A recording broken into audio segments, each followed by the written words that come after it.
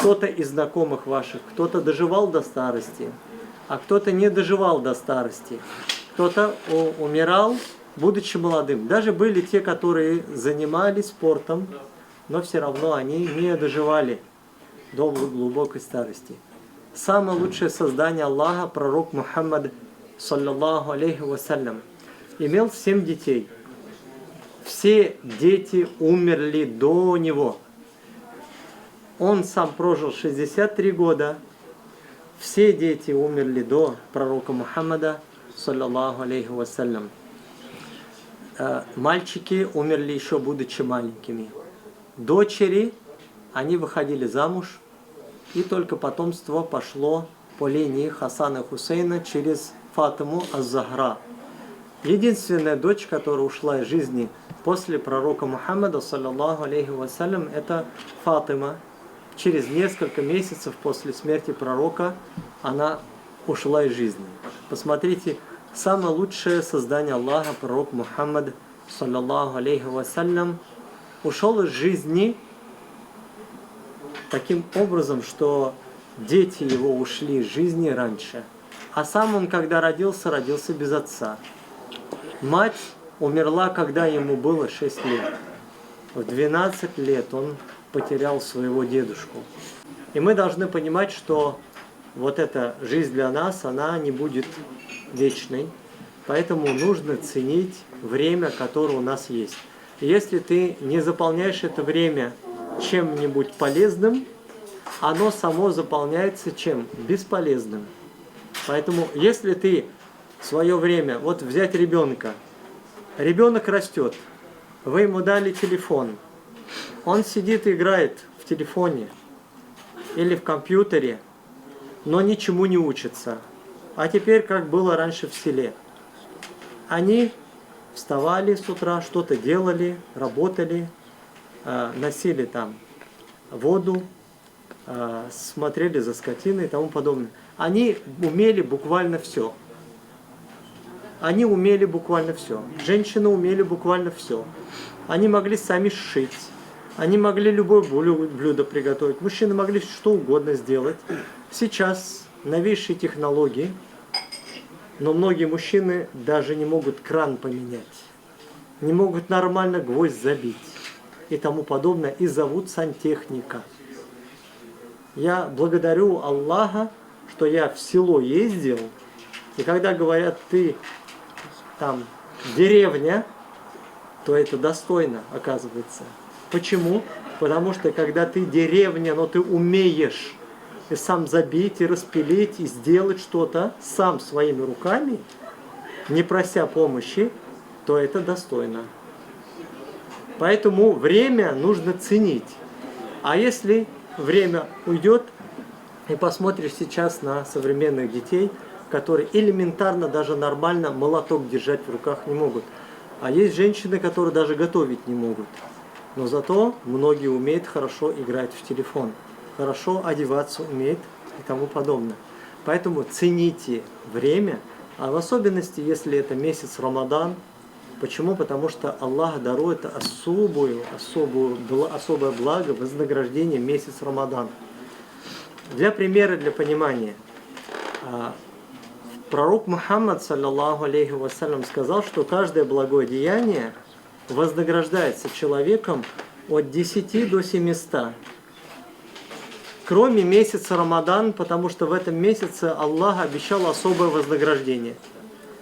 Потому что терпение, оно неизмеряемо.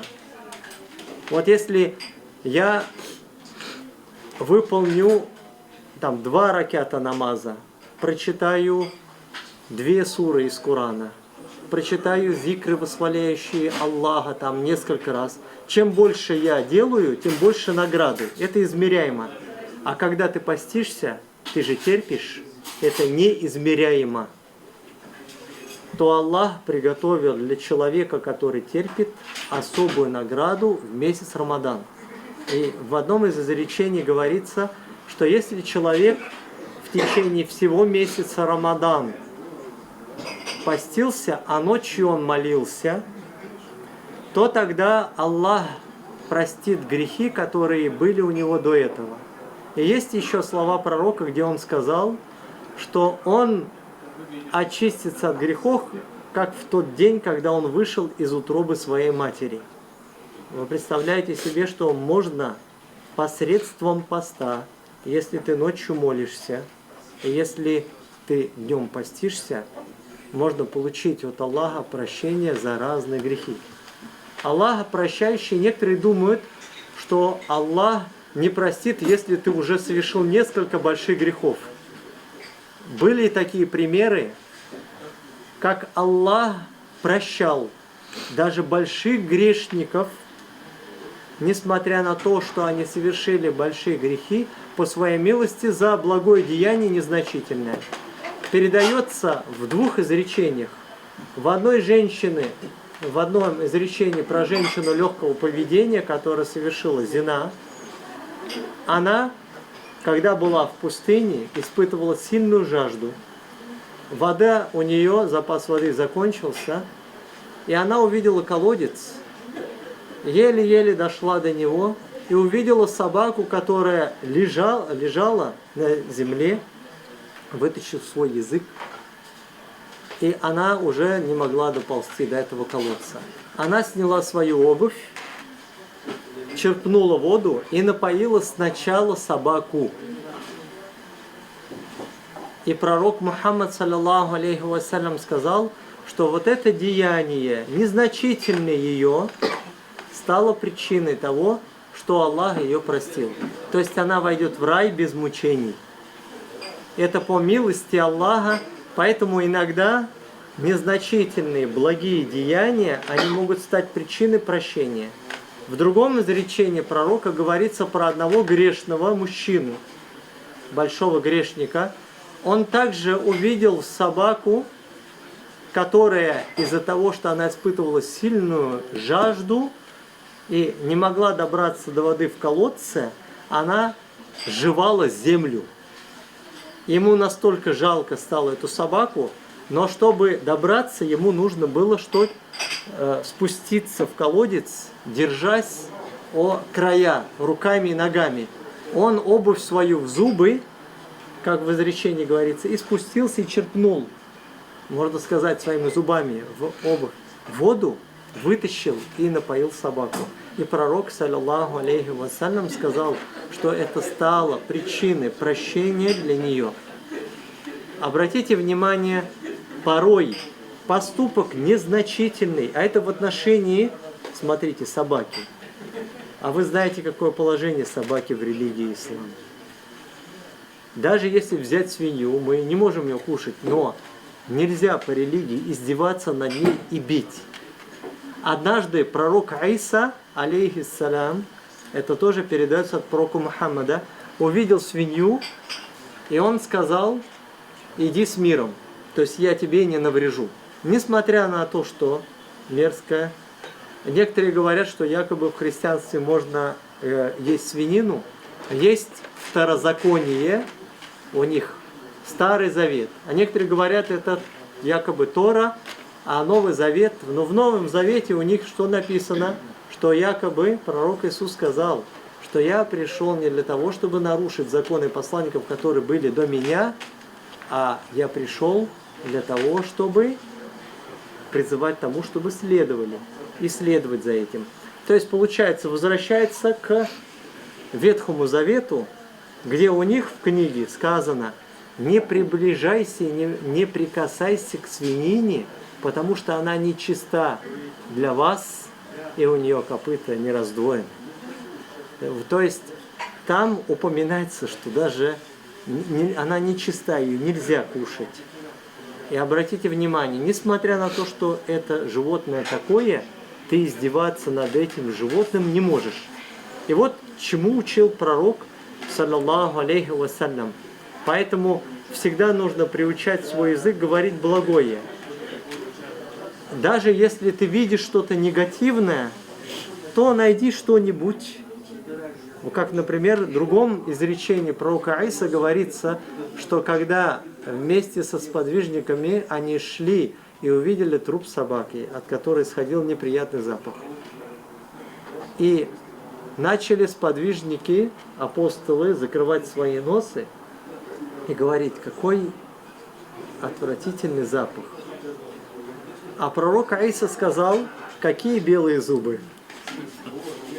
То они спросили, о посланник Аллаха, а почему ты сказал эти слова? Он сказал, чтобы приучать свой язык говорить благое.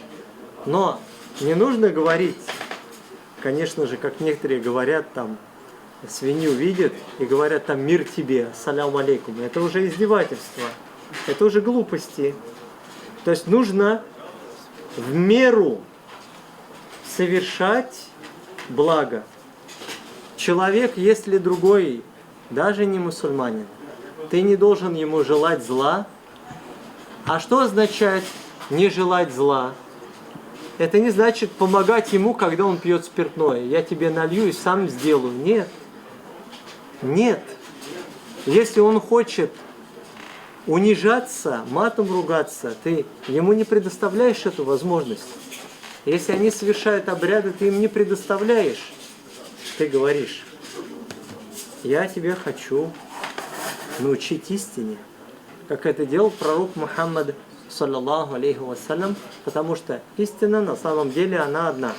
И пророк Иса тоже призывал той же истины, которую призывал пророк Мухаммад, саллаллаху алейхи вассалям, только он призывал на своем языке. Так как в каждом языке есть имя Создателя, и покорность единому Богу в арабском языке это есть ислам. Поэтому мусульманин, это как некоторые думают, что мусульманин, что это якобы тот, который только пророка Мухаммада любит, саллаллаху алейхи вассалям. На самом деле мусульманин, если перевести, это означает покорный единому Богу. Приведу пример, что где-то 20 лет тому назад, когда была старая мечеть на проспект Мира, я давал уроки экскурсиям, экскурсоводам даже, по религии ислам. И приходило там студентов очень много, весь второй этаж заполняло, чуть ли не до 100 человек порой набиралось. И я им задавал вопрос, а вы знаете, 20 лет, что было в Москве, что происходило? Про ислам, вот эти террористические акты были. Я им объясняю, вы когда слышите слово Аллаху Акбар, какая ваша реакция? Они смеются, говорят, где-то бомба. Я говорю, это означает Бог велик. Это означает Бог велик.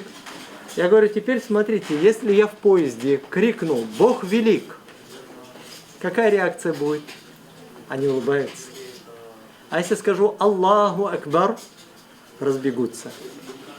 Я сказал одно и то же на разных языках. И это говорит о чем? О том, что людей запугали средства массовой информации. И если сами мусульмане не будут знать свою религию и рассказывать ее правильно, что когда говоришь Аллах, это все равно, что ты сказал Бог, God, Dieu на любом языке. Но ты должен понимать, что Бог это не обезьяна, не корова, не плоть твоего воображения, не какое-то небо, не какая-либо тучка, не что-либо другое из твоего воображения. Потому что Он, Создатель, существовал и не существовало никого кроме Него. Он создал весь этот мир и не похож на Него. И только Его мы можем называть этим именем. Он Создатель, а все, что кроме Него, создано им.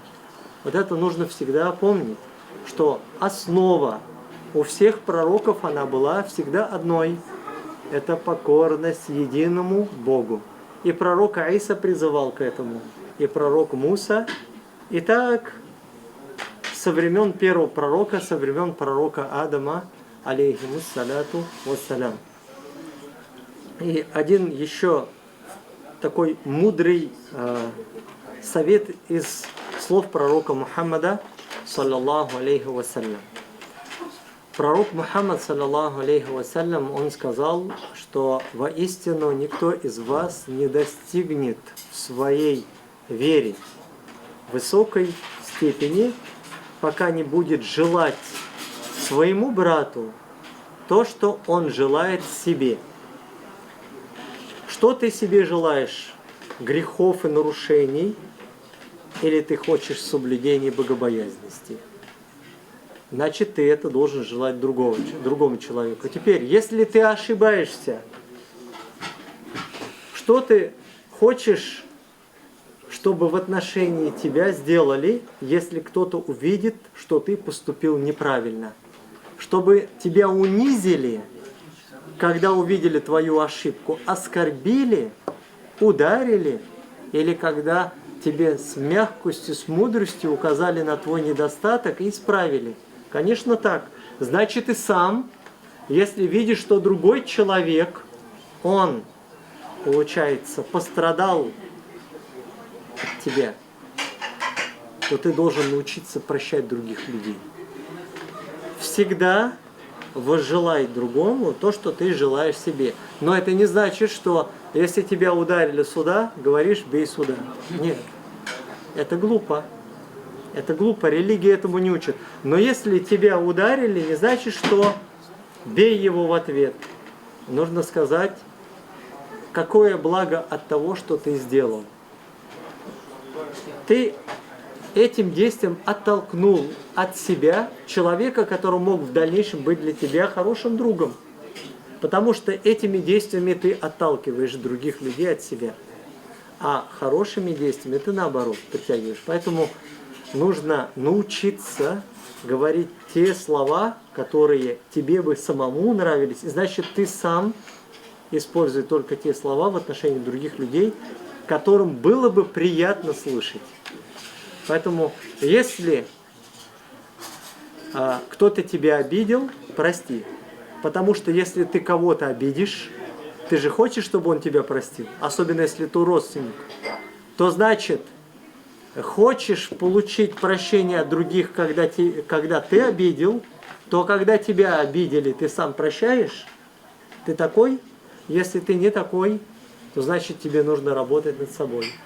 А если ты будешь уметь прощать других людей, как это делал пророк Мухаммад, саллаллаху алейхи вассалям, то тогда, инша Аллах, другие люди, глядя на тебя, научатся прощать также.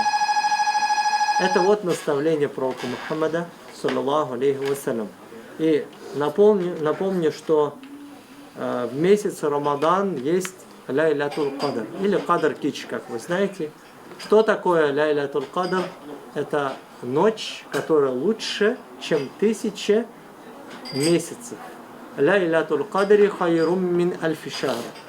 И если кто-то ее встретит в соблюдении эту ночь, даже если не видел признаков этой ночи, то сказано, что как будто он провел в поклонении 83 года.